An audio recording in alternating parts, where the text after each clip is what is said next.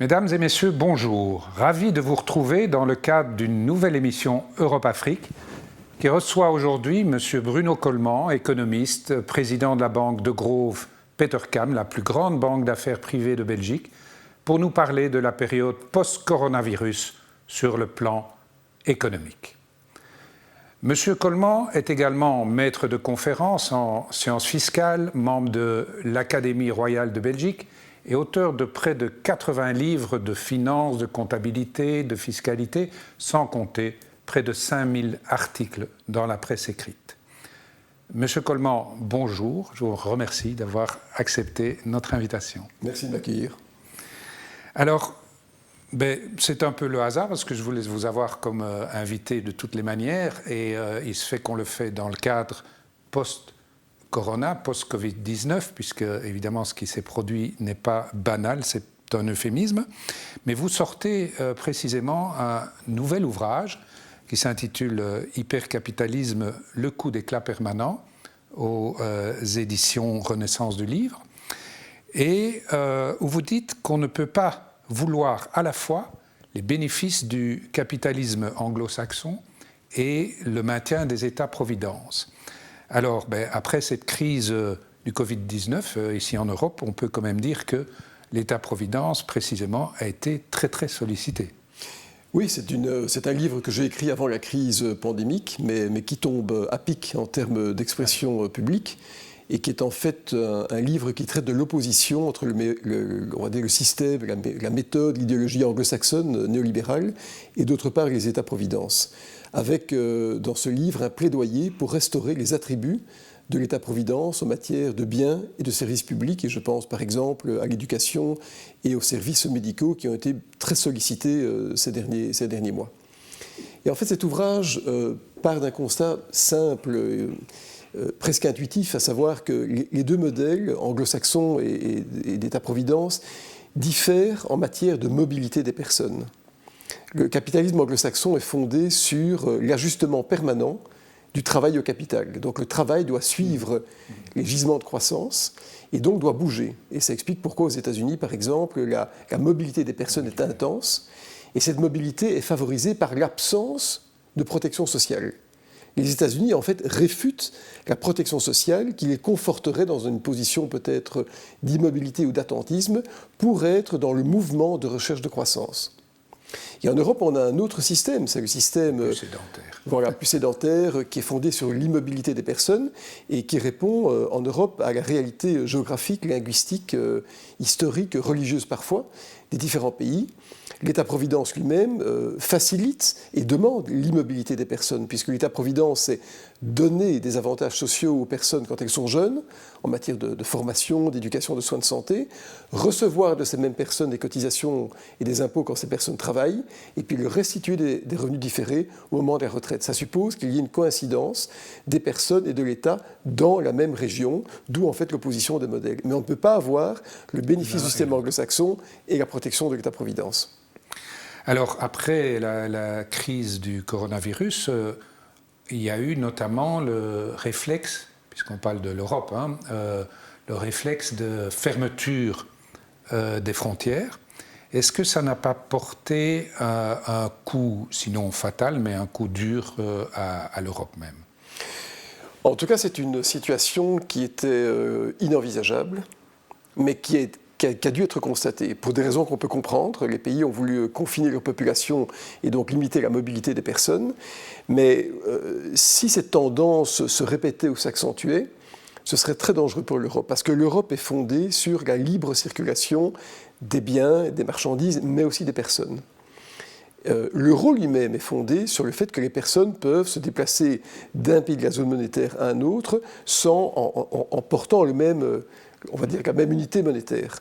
Et donc, si à un certain moment il y avait un cloisonnement de ces pays, s'ils devenaient hermétiques, immanquablement, il y aurait des retours aux États-nations.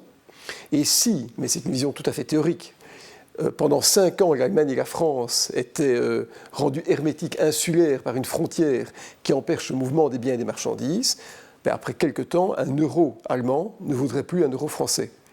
Il y aurait donc une disparité de la valeur de la monnaie, et ce sera la fin de l'euro. On n'en est pas là, évidemment, mais ça montre maintenant que la libre circulation des personnes est une condition beaucoup plus importante que ce qu'on imaginait à toute la construction européenne, et notamment dans le domaine monétaire.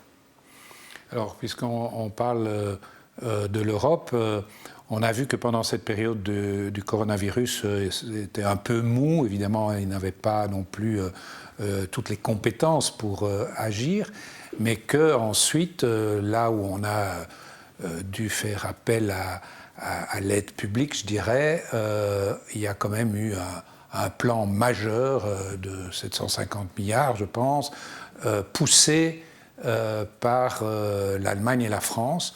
Est-ce que c'est un peu le retour de ce couple franco-allemand maintenant, hein, au devant de la scène européenne? Oui, je le pense, parce que le couple franco-allemand, c'est la base de l'Europe, c'est la base de l'euro, et donc c'était important que ces deux pays aient une vision conjointe des choses.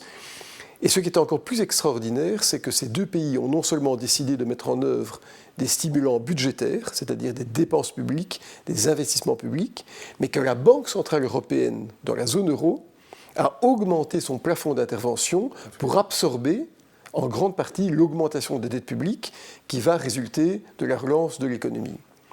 Cette réalité est importante. À hauteur de 600 milliards. Oh, plus que ça même, on dépasse les 1000 milliards. Et qu'est-ce que ça veut dire? Ça veut dire que la politique budgétaire et monétaire commence à s'ajuster, mais qu'on va, pendant un certain temps, sortir des critères de contraction budgétaire qui avaient été mis en œuvre dans le cadre de l'euro. Il ne faut pas oublier que même pendant la crise des subprimes, et après, pendant la crise des dettes souveraines, 2008, 2011, 2013, les États européens ont dû se désendetter, ont dû retrouver l'équilibre budgétaire alors qu'on savait que l'économie est en souffrance. Aujourd'hui, ces tabous ont explosé, ont implosé, on doit relancer l'économie, et non pas par des initiatives privées, mais d'abord parce que la puissance publique peut dépasser la peur individuelle des individus en mettant en œuvre des investissements productifs, et la Banque centrale est derrière ces États pour permettre de financer cette même augmentation de dette publique. Donc on a en fait une conjonction de deux intervenants qui est parfaitement synchronisée et qui en fait se rapproche très fort de ce qu'on voit aux États-Unis. Alors, si on vient aux États européens, vous regrettez qu'ils se subordonnent au marché et que donc ils n'ont pas donné d'impulsion au niveau de leur capacité à aider l'économie. Et donc, vous voulez réhabiliter ce que vous appelez les États stratèges. Par rapport à ce qu'on vit maintenant, on est un peu dans ce schéma, sans l'être tout à fait, parce que c'est du court-termisme, c'est du pas le choix, on y va. Bien sûr. Mais il n'y a pas nécessairement des plans sur le moyen long terme. Donc, quand on parle stratégie, État stratège, c'est quand même avec une planification intelligente. Oui. Mais tout d'abord, il faut réaliser que c'est bien l'État qui sauve les entreprises, qui sauve la sphère marchande. Parce que sans intervention des États, que ce soit sous l'angle budgétaire ou monétaire, il n'y aurait pas de reprise. Deuxièmement, on a connu, et certains d'ailleurs ont comparé cette crise à une invasion militaire. En fait, on ne peut pas comparer la crise à la crise des subprimes de 2008 ou même au crash boursier de 1929, mais plutôt à une période de guerre, d'invasion, au cours de laquelle tout s'arrête. Tant l'offre que la demande sont bloquées. Et après la Seconde Guerre mondiale, à tout le moins en Europe, on a eu des États stratèges qui ont en fait reconstruit les pays, qui ont remis en œuvre de manière parfois un peu dirigiste des entreprises pour retrouver à peu près 15 ans après la fin de la guerre un certain degré de prospérité. Prenons le cas de la Belgique, on est passé des tickets de rationnement en 1945 à l'exposition universelle de 1958 qui était une période de prospérité absolument extraordinaire. Dans les années 80, on est parti de l'idée que les États n'avaient plus de rôle à jouer, que le marché savait mieux ce qu'il fallait faire que les États. Mais en fait, c'est faux. Le marché, l'entreprise, qu'est-ce qu'elle cherche? Elle cherche d'abord l'enrichissement des actionnaires, elle cherche ce qu'on appelle le monopole temporaire pour imposer le prix de ses biens et de ses services aux consommateurs. L'État, lui, doit gérer des valeurs morales. Il n'y a pas de valeur immédiate à l'enseignement, aux soins de santé. Ce n'est que plus tard que ça crée une prospérité collective, des accords sociaux, une sorte de symbiose entre les personnes, ce qu'on appelle de la solidarité. Eh bien, aujourd'hui, on va devoir, je crois, tirer une ligne de démarcation entre ce qui doit ressortir à l'État Je parle des biens publics et ce qui appartient à la sphère marchande. Il est évident que l'État n'a pas un rôle à jouer partout, mais dans certains secteurs, il faut que l'État réaffirme sa puissance. Et d'ailleurs, toute l'idée du néolibéralisme était de dire que le marché, je le disais, savait mieux que les États, comme si le marché, dans sa spontanéité, avait une intelligence collective. Mais le temps d'horizon du marché, c'est parfois très court. Un État doit, lui, gérer des choses à plusieurs générations d'avance. Alors justement, on peut quand même se poser la question, on voit que cette crise amène des chutes de PIB de l'ordre de 10% dans nombreux de pays, que l'endettement de nos États va être très très lourd. On peut continuer cet espace de protection sociale et économique qui est nécessaire pour le moment, mais est-ce que les États auront les reins assez solides ? Ben, ils devront les avoir, parce qu'aujourd'hui, ce qu'il faut, c'est stimuler la demande. Et c'est l'État qui le fait au travers d'allocations, de support à l'économie, de peut-être dans certains pays une nationalisation. Et donc l'État est là. Alors quel est le prix de cette intervention de l'État, du déficit budgétaire et de l'endettement public? Donc la vraie question, c'est de savoir, y a-t-il une limite à l'endettement public qui ne permettrait plus à un moment aux États d'intervenir? Mais ce qui se passe, c'est que les banques centrales, ici et ailleurs, achètent cette dette publique, c'est-à-dire créent de la monnaie nouvellement émise en contrepartie de ces dettes qui ont augmenté. Donc c'est en fait la Banque centrale européenne, dans la zone euro, qui à terme détiendra peut-être 30% des dettes publiques. Qui soulage les États. Comme si un nouveau créancier apparaissait du néant pour aider les États. Quel est le danger d'avoir une banque centrale qui le fait ? Le danger est double. C'est d'abord qu'à un moment, un État soit indiscipliné et commence à utiliser la Banque centrale comme étant son comptoir d'escompte. Mais dans la zone euro, ce n'est pas possible. Il faut un accord politique entre tous les pays. L'autre danger, c'est de l'inflation. C'est-à-dire qu'à un moment, la quantité de monnaie émise soit un tel déluge que l'argent soit trop abondant, c'est-à-dire que l'argent vaille moins, qu'il faille plus de billets pour payer quelque chose, ça s'appelle de l'inflation. Mais je pense qu'on n'est pas du tout en situation d'inflation. Nous sommes très loin du plein emploi, nous sommes plutôt dans une tendance de récession, le PIB chute, et donc on est peut-être dans une tendance qui sera, dans un premier temps, déflationniste plutôt qu'inflationniste. Donc je ne vois pas de danger à cet endettement des États. Monsieur Coleman, nous allons faire une petite interruption, et chers téléspectateurs, nous nous retrouvons rapidement après la pause.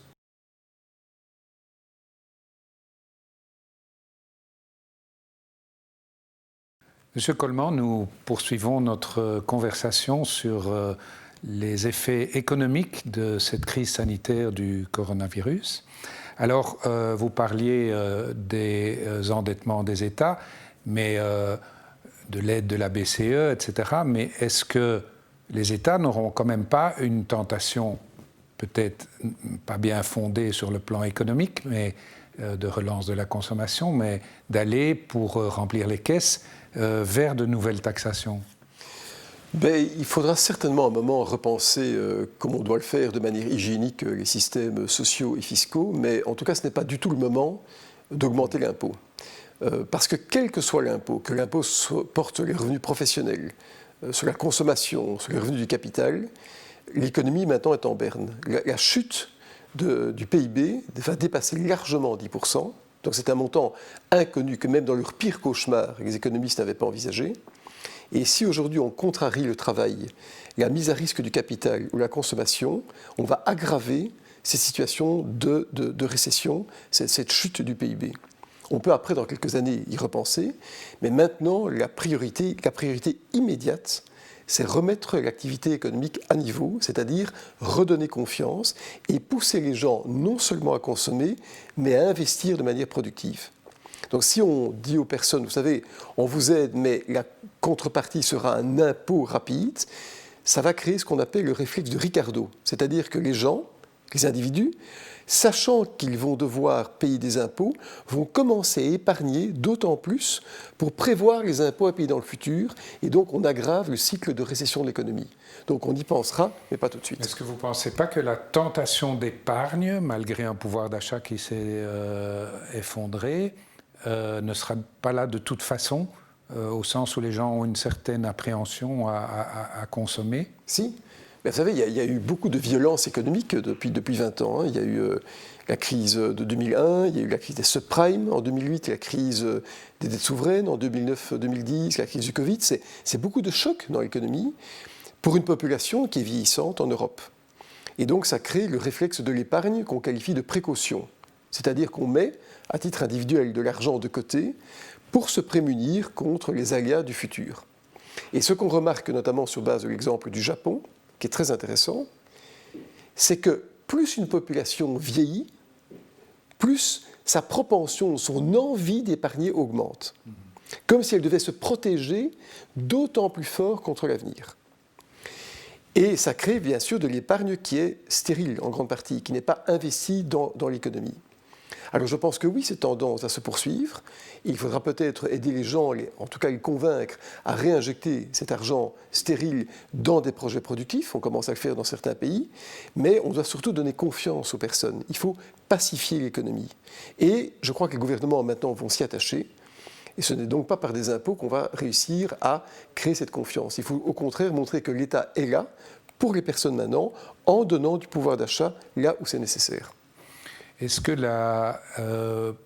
l'axe, mais on en entend quand même pas mal parler, du consommer local, donc de privilégier le circuit court, est quelque chose qui pourra, selon vous, devenir prédominant dans l'acte de consommation ? Probablement, il y a un courant de pensée qui naturellement conduit à produire et à consommer local. Vous savez, le taux de déchets de ce qu'on consomme est de 91%. Il n'y a que 9% qui est recyclable en moyenne, ce qui est extrêmement faible. Mais en même temps, la mondialisation, qui est un peu le contraire du circuit court, est très utile. La mondialisation, ça permet d'avoir accès à des biens et des services parfois lointains. Ça crée de l'emploi, de la croissance dans des régions qui sont éloignées. Ça permet aussi d'avoir des entreprises proches de leur lieu de consommation. Et donc, je ne crois pas qu'on va démondialiser l'économie, mais peut-être qu'on va retravailler certaines logiques, comme des logiques alimentaires, des logiques médicales, où on va s'assurer qu'au niveau domestique, on a ce qui est nécessaire pour protéger, pour aider une population. Mais je ne crois pas qu'on va casser le mouvement de la mondialisation, dont en fait tout le monde est bénéficiaire. Non seulement les pays lointains, mais aussi les pays européens. Rien ne serait pire que, par exemple, d'établir des frontières économiques. Parce que ça voudrait dire que dans certains domaines, comme le tourisme, par exemple, on commence à en limiter la profusion. Non, c'est pas bien. Beaucoup de pays ont besoin du tourisme. Quand on pense qu'en France, on retrouve 50% du tourisme mondial, ce sont des dizaines de millions de personnes qui vont visiter la France chaque année. Si on coupe cette source de croissance, ça veut dire que non seulement des personnes qui habitent dans des contrées très lointaines vont devoir limiter leur consommation, mais que les pays bénéficiaires ne pourront pas en profiter. Donc, il ne faut pas casser la mondialisation, j'ai l'impression. En même temps, il faut reconnaître, mais c'est vrai que c'était sur un terrain sanitaire, que la mondialisation et, je dirais, l'interdépendance croissante des pays a pris un coup dans la figure avec ce qui s'est passé, que ce soit pour les masques ou d'autres matériaux dont on avait cruellement besoin pendant cette crise. Mais combien est-il difficile de pouvoir envisager toutes les situations. Le personnel politique n'est pas habitué à gérer des crises d'une telle envergure. En plus, ce n'est pas une crise politique, c'est une crise sanitaire, dans des domaines où les spécialistes sont extrêmement peu nombreux, avec chacun des théories, des visions. Vous avez remarqué que certains pays, par exemple, ont décrété qu'il fallait promouvoir l'immunité collective. Ça a été le cas des Pays-Bas, de certains pays nordiques, des États-Unis. Ce ne sont pas des hasards, ce sont d'ailleurs des pays protestants qui l'ont fait. Et donc, dans ces pays, on a établi un certain darwinisme social, en partant de l'idée que le plus fort, le plus adaptable, pourrait surmonter le virus. D'autres pays, comme les pays providentiels européens, ont voulu protéger des vies humaines à tout prix, avec un besoin médical qui était tout à fait impensable. Et donc, je crois que les gouvernements ont bien fait, repenseront, je pense, les circuits de médicaments, et repensaient, avant la crise du coronavirus, à des pénuries de certains médicaments, de certains antibiotiques. Donc déjà, la question avait été posée de savoir comment assurer l'autonomie, la sécurisation de l'alimentation sanitaire. Mais ce n'est pas parce qu'il y a eu ce problème dans ce domaine que globalement la mondialisation va être mise en cause. Ce à quoi il faudra faire attention, c'est de savoir d'être capable de payer le prix qu'il faut pour avoir la protection sociale qu'on est à même de demander à un État qu'on veut providentiel. Et comment jugez-vous, puisque notre émission c'est Europe-Afrique, ce qui s'est passé et ce qui se passe pour le moment en Afrique, où je sais qu'il y a une population jeune, qu'il y a un taux d'humidité qui est différent, et du soleil et tout ce qu'on veut, mais il y a un nombre de contaminations, ok, l'Afrique du Sud et l'Égypte c'était peut-être un peu plus, mais très très faible, et quand il y en a, c'est apparemment assez bien géré. On a dit qu'ils ne seront pas à la hauteur avec les services hospitaliers, ce ne sera pas à la hauteur parce qu'ils ne savent pas confiner leur population. Le Maroc a été félicité par l'OMS, l'Organisation mondiale de la santé, Absolument. Pour la bonne gestion. Oui. Quelle est votre analyse? Je pense qu'il y a certainement des facteurs que je ne connais pas. Je ne suis pas médecin, évidemment. D'abord, je crois que c'est très mal juger les pays africains que de partir du postulat qu'ils ne sont pas capables de gérer une crise. Au contraire, je pense qu'il y a des réalités, des types de sociétés qui sont dans l'entraide et la protection familiale beaucoup plus forte qu'on peut imaginer. Et puis, ne l'oublions pas, la population africaine est plus jeune. Or, ce qu'on a constaté en Belgique, mais dans d'autres pays, c'est que plus de la moitié des décès, c'était des personnes qui avaient plus de 65 ans. Donc, il y a peut-être une typologie de fragilité quand on est plus âgé, qui fait malheureusement, on risque de succomber au virus. D'ailleurs, on voit bien que les maisons de retraite ont été fortement accablées. On découvrira sans doute peut-être des attributs sanitaires qu'on ne connaît pas encore maintenant. Mais tout ça montre que finalement, le modèle qui survit, le modèle qui se développe, c'est le modèle de la solidarité. C'est-à-dire qu'on ne peut pas avoir un modèle d'égoïsme. Et je pense que cette crise va nous faire réfléchir aux interactions qu'on a les uns avec les autres. Parce que se cacher chez soi, se confiner et vivre avec des masques, c'est bien un certain temps pour répondre à une crise d'une envergure tout à fait étonnante. Mais ce à quoi il faut réfléchir, c'est de savoir comment, collectivement, on peut résoudre des problèmes qui sont inattendus et qui, en fait, ressortissent maintenant à la base de l'humanité, c'est-à-dire la vie humaine. Mais bon, sur le court moyen terme, il ne faut pas se leurrer. On va avoir beaucoup plus de chômeurs, il va y avoir énormément de faillites. Les entreprises les plus fragilisées dans l'ORECA, dans les PE, petites entreprises, dans les start-up, etc. Mais aussi quelques grosses entreprises. Il n'y a pas un jour qui se passe sans qu'on nous annonce des milliers de suppressions d'emplois de ci, de là, et rien qu'en Belgique déjà. Et donc, vous dites qu'il faut absolument soutenir la demande, réveiller un peu et attirer la population vers la consommation. Mais moi, je pense quand même, me semble-t-il, qu'on va rencontrer une situation où la population aura vu en moyenne son pouvoir d'achat chuter de 10 à 20%, en moyenne. Oui, probablement.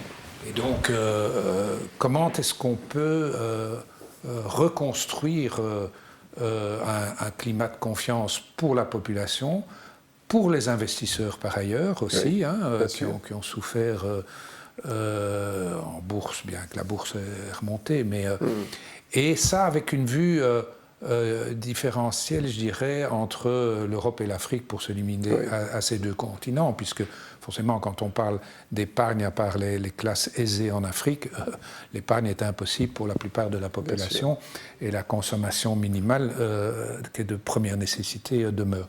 Comment voyez-vous, en tant qu'économiste Il y a un choc économique et une perte de valeur. Vous savez, la perte du PIB de 10 à 15%, c'est une perte d'enrichissement. Donc c'est comme si une économie dans sa globalité était moins riche, avait sécrété moins de richesses que l'année précédente, à concurrence de 10 ou 15%. Cet argent est perdu. Il y aura bien sûr un effet de rattrapage l'année prochaine, mais partant d'une base qui est plus basse. Vous pensez un rattrapage en V ou Non, ce sera un rattrapage lent, mais par contre on va s'adapter. D'abord, de manière sanitaire, on s'adapte maintenant. Il y aura peut-être des vaccins qui vont être développés. On va changer nos habitudes de comportement. Vous savez, pendant la grande grippe espagnole, mon arrière-grand-père en est décédé d'ailleurs, enfin un des arrière-grands-pères, pendant 2-3 ans, c'était un choc terrible. Il y a eu quasiment 50 à 100 millions de morts dans le monde de cette grippe espagnole. Les gens mettaient des masques aussi. Et progressivement, les gens se sont habitués, ont développé d'autres moyens sanitaires et hygiéniques. Donc on va s'habituer à cette nouvelle économie. Beaucoup de métiers vont s'adapter. Ceux qui vont mourir sont ceux qui ne vont pas s'adapter. Et l'État, en fait, est là pour, aujourd'hui, combler une partie de cette chute de richesse, puisque l'État se met en déficit. ça veut dire que l'État prend aujourd'hui, sans doute à sa charge, la moitié de cette perte d'enrichissement et lui-même va se financer auprès des marchés financiers, auprès de la Banque centrale européenne. Donc l'État va jouer son rôle de stabilisateur et je ne serais pas étonné que dans 6 à 12 mois, on retrouve une activité économique beaucoup plus normale, mais dans la protection. Peut-être que quand la grippe normale arrivera de nouveau en novembre, en décembre, en janvier, l'utilisation des masques sera préconisée pour justement garder un niveau de vitalité qu'on n'a pas envie de perdre. Donc je ne suis pas pessimiste, mais on aura bien sûr une période maintenant de choc négatif, du chômage qui ne va pas se résorber rapidement, et les autorités publiques vont devoir être là pour aider, pour soutenir l'économie. C'est le principe de la solidarité. Alors, est-ce qu'on peut dire la même chose de l'Afrique pour terminer? Si on prend le Maroc, qui est quand même un pays en pointe sur le continent, il y a eu du soutien public, il y a eu du crédit bancaire, mais il y a aussi un appel, parce que beaucoup d'entreprises sont sous-capitalisées, aux actionnaires pour dire il faut recapitaliser, etc. Est-ce que vous trouvez que dans ce continent africain, les États doivent intervenir plus ou moins encore que chez nous, là où quelque part le dégât économique est quand même moindre? Écoutez, je ne suis pas un grand spécialiste de l'Afrique, mais j'aurais tendance à dire plus, parce que les pays africains, pour certains, sont très dépendants du tourisme, et certains sont très dépendants du pétrole. Donc ce sont deux dangers qui font que ces économies sont naturellement moins diversifiées en sources de croissance.